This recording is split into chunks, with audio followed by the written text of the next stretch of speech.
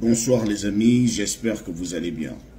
Les amis, si vous voyez le mot ingratitude dans la rue, attrapez-le et venez le coller à la fille dont je vais parler dans cette vidéo.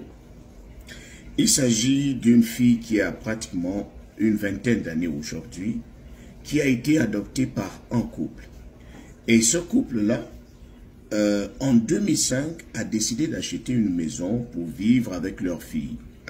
Et ils se sont dit, on a l'habitude de nous raconter que lorsque les enfants sont adoptés, ils sont souvent maltraités. Nous, on va se faire une promesse, c'est de bien garder notre fille, de manière à ce qu'elle ne sache pas qu'elle a été adoptée ou encore qu'elle ne se sente pas gênée d'avoir de nouveaux parents.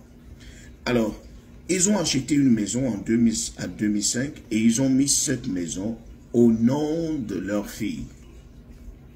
Alors, 20 ans plus tard, la fille a déjà grandi, elle veut s'émanciper. Elle décide de vendre la maison qui lui a été donnée, sinon qu'elle a hérité de ses parents adoptifs. Mais malheureusement, ses parents adoptifs sont encore vivants et vivent encore dans la même maison. Mais la fille veut vendre la maison et expulser ses parents adoptifs. Elle dit qu'elle n'est pas là dans les sentiments.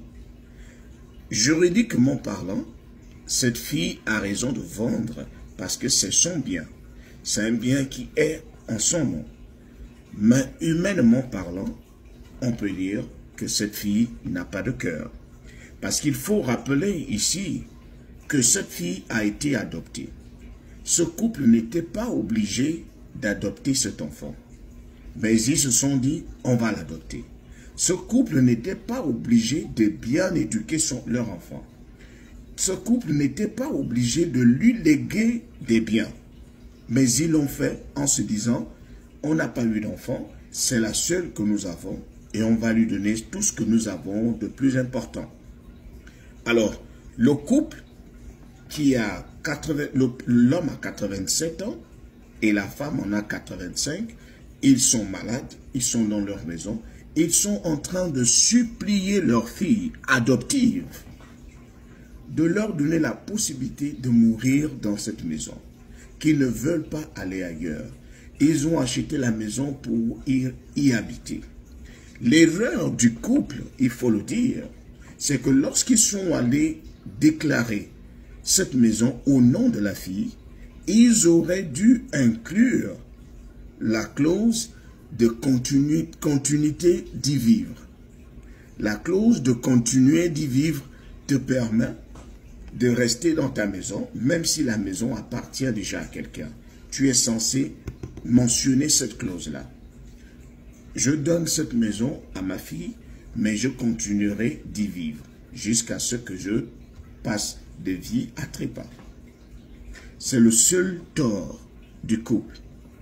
Le seul tort du couple également, c'est d'avoir fait confiance en une enfant qui n'avait aucun sentiment. C'est d'avoir élevé l'enfant de quelqu'un en le faisant passer pour son propre enfant, en lui donnant tout. Et aujourd'hui, c'est sûr qu'ils sont en train de regretter. C'est sûr qu'ils sont en train de se poser la question de savoir, est-ce qu'on a bien fait? Est-ce que on pourrait même encore conseiller à quelqu'un d'aller adopter? Voilà des choses qui arrivent de nos jours. C'est-à-dire, l'erreur d'une seule personne peut faire en sorte que toute une génération change. Parce que, imaginez les amis et les parents de ce couple. Ils vont se dire, moi, je n'adopterai jamais. Ou si j'adopte, je garde mes biens. Ou si j'adopte, je serai prudent. Parce que je ne suis pas obligé de t'adopter. Je ne suis pas obligé de t'aimer, mais je l'ai fait. Je t'ai tout donné et c'est toi qui me regardes dans le dos. C'est vraiment triste. C'est triste pour ce couple-là qui ne sait plus à quel sens se vouer parce que la justice donne raison à la fille parce que la fille a le nom sur le document. C'est sa maison. Maintenant, la justice n'est pas là pour les sentiments.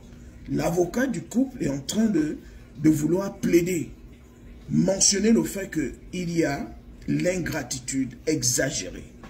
Parce qu'on ne peut pas nourrir quelqu'un pour qu'il vienne encore en finir avec nous. C'est inadmissible. Donc, les amis, essayez de nous dire en commentaire ce que vous en pensez, comment vous trouvez l'histoire. Est-ce que c'est la fille qui a tort? Est-ce que c'est le couple qui a tort? Si la fille a tort, à quel niveau elle a exagéré? Ou encore, si vous étiez à sa place, qu'est-ce que vous auriez fait? Qu'est-ce que vous auriez proposé?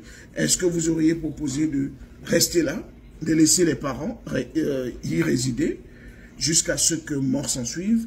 Ou encore, vous auriez trouvé un autre moyen de vendre la maison? Dites-nous en commentaire.